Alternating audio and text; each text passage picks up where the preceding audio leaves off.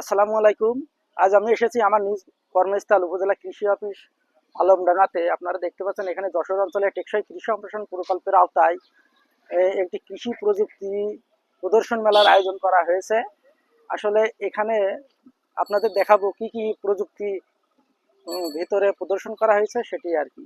আপনারা গেট থেকে প্রথমে ঢুকে দেখবেন এখানে বেশ একটি সুন্দর সেলফি কর্নার আছে। আপনারা এসে এই সেলফি কর্নার দাঁড়িয়ে সুন্দর একটি ছবি উঠাইতে পারেন। এরপর দেখি আমাদের আর কি কি প্রযুক্তি সামনে আছে। আপনারা দেখতে পাচ্ছেন আমরা একটি স্টলে এসেছি।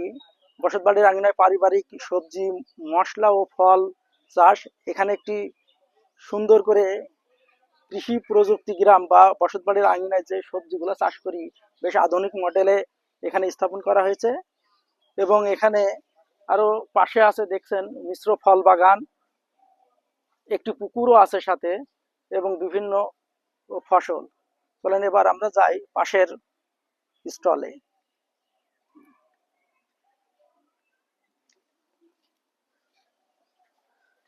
আমি এখন এসেছি আরেকটি স্টলে। আপনারা দেখতে পাচ্ছেন এখানে জিরো এনার্জি কুলিং চেম্বার প্রদর্শনী একটা বেশ দেখানো হয়েছে।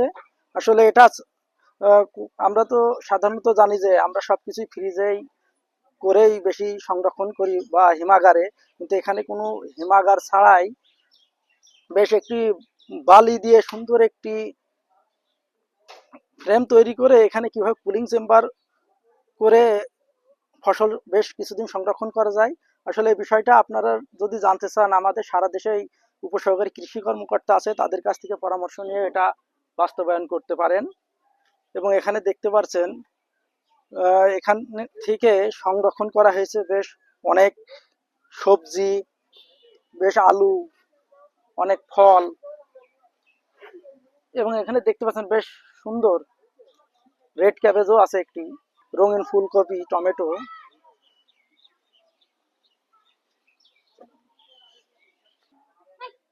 আমরা এখন এসেছি আরো একটি নতুন উচ্চমূল্য সবজি প্রদর্শনী স্থাপন একটি বুথে। আপনারা দেখতে পাচ্ছেন এখানে বিভিন্ন ধরনের প্রদর্শনী স্থাপন করা হয়েছে আর কি, যেমন লেটুস, ক্যাপসিকাম, রসুন। এবং এই পাশে আরো আছে ফল বাগান। এবং একটা এখানে ফল বাগানের ভিতরে আসলে দেখানো হয়েছে কিভাবে বস্তায় আদা চাষ করা হয়। একই জায়গায় আদা ছায়াযুক্ত স্থানে কিন্তু বস্তায় আদা চাষ, এটিও দেখানো হয়েছে। এবং আরো আছে মাশরুম এবং শরীফা বাগান। মেলাতে একটি আপনারা দেখতে পাচ্ছেন সবচেয়ে আকর্ষণীয় একটা জিনিস এখানে তৈরি করা হয়েছে, কৃষি প্রযুক্তি মেলা 2025 শস্য দানায় উপজেলা মানচিত্র, যেটা আলমডাঙ্গা উপজেলাটাকে মানচিত্রটা শুধু শস্য দানা দিয়েই তৈরি করা হয়েছে। এটা বেশ দেখতে অনেক সুন্দর। আপনারা দেখতে চাইলে অবশ্যই আমাদের মেলাতে চলে আসুন। আরেকটি বুথে আপনারা দেখতে পাচ্ছেন এখানে উচ্চ মূল্যের সবজি ও ফল প্রদর্শন করা হয়েছে।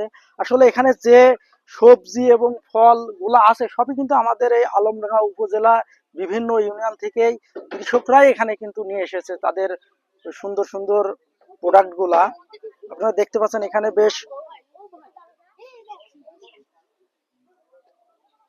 বেশ ক্যাপসিকাম আছে হলুদ, লাল, এবং ওই সাইডে আরো সবুজ ক্যাপসিকামও আছে। এবং এখানে দেখতে পাচ্ছেন অনেক সুন্দর পেঁপে, হ্যাঁ, এবং অনেক বেশ বড়। এই যে দেখতে পাচ্ছেন বেগুন, এত মোটা বেগুন, বাহ! সে বেগুনটা কোন জায়গা দেখি, বেগুনটা হচ্ছে বেলগাছি ইউনিয়নের মোহাম্মদ রফিকুল ইসলাম এসো সাহেব এক কৃষকের মাধ্যমে এখানে নিয়ে এসেছেন। এই যে আরো আছে অসময়ে কাঁঠাল। এই সময় তো কাঁঠাল আমরা দেখতে পাচ্ছি যে সবে মাত্র গাছে ফলন আসতেছে, কিন্তু এই কাঁঠালগুলা বেশ অনেক মোটা মোটা, 12 মাসি জাত হবে হয়তো। আরো আছে দেখছি স্কোয়াশ। এই দেখতে পাচ্ছেন কি মোটা স্কোয়াশ, বা কি সুন্দর। আসলে স্কোয়াশটা হচ্ছে মোহাম্মদ নিশাত জাহান, শ্রীরামপুর, কালিদাসপুর।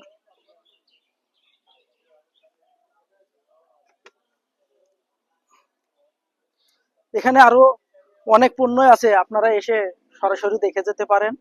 আমরা এখন এসেছি নিরাপদ ফসল উৎপাদন প্রদর্শনী বা গ্যাপ। বর্তমানে আপনারা জানেন যে বাংলাদেশের খোরপোশ কৃষি বাণিজ্যিক কৃষিতে রূপান্তরিত হয়েছে। আসলে কৃষিকে যদি বাণিজ্য করতে হয়, বাইরে রপ্তানি করতে হয়, গ্যাপের কোনো তুলনা নেই। গ্যাপ আপনাকে বাস্তবায়ন করতেই হবে। গ্যাপ বাস্তবায়ন ছাড়া কিন্তু আপনার পণ্যটা আসলে বাইরের দেশে রপ্তানি করা সম্ভব নয়। আসলে কিভাবে ফসলটা উৎপাদন করে গ্রেডিং, প্যাকিং, ওয়াশিং করে এবার ট্রাকজাত করে সরাসরি আহ, রপ্তানি করা হচ্ছে, এই বুথে আসলে সেটাই দেখানো হয়েছে।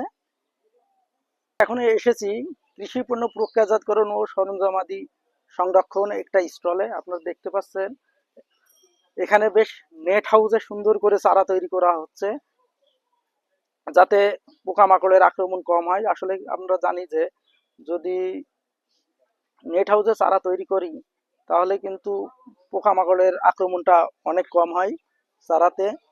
এবং এখানে দেখানো হয়েছে পেঁয়াজ রসুনটাও কিভাবে সংরক্ষণ করা হয় এবং ফসলের গ্রেডিং পদ্ধতি এবং বিভিন্ন ধরনের আচার। দর্শকবৃন্দ, আমি এখন এসেছি মাটির স্বাস্থ্য রক্ষা একটি বুথে। আপনারা জানেন আমাদের দেশে দিন দিন মাটিতে জৈব পদার্থের পরিমাণ কমে যাচ্ছে। আসলে যেখানে মাটিতে জৈব পদার্থের পরিমাণ 5% থাকা উচিত, সেখানে কিন্তু আমাদের মাটিতে জৈব পদার্থের পরিমাণ আছে 1.5 থেকে 2%।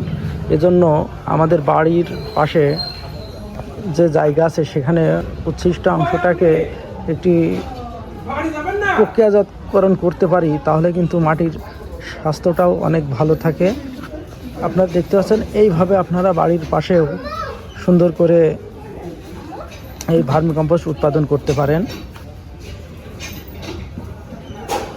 আমি এসেছি আরেকটি বুথে। আপনারা দেখতে পাচ্ছেন কীভাবে পানি সাশ্রয়ী ব্যবস্থাপনার মাধ্যমে কম পানি ব্যবহার করে সঠিকভাবে আমরা ফলন পেতে পারি, এটি এখানে আসলে দেখানো হয়েছে। এই যে একটা পাইপ দেখতে পাচ্ছেন, এখানে আসলে গাছের শিকড়টা যতটুকু যায় ততটুকু পাইপটাকে নিচে স্থাপন করা হয়েছে। যদি আমরা পাইপের নিচ পর্যন্ত পানি যতক্ষণ দেখব ততক্ষণ সেচ না দিলেও চলবে।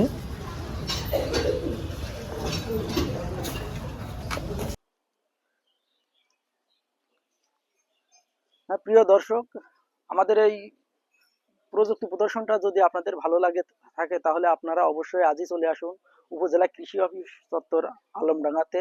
এখানে বেশ নতুন নতুন প্রযুক্তি কৃষকদের দেখানো হয়েছে।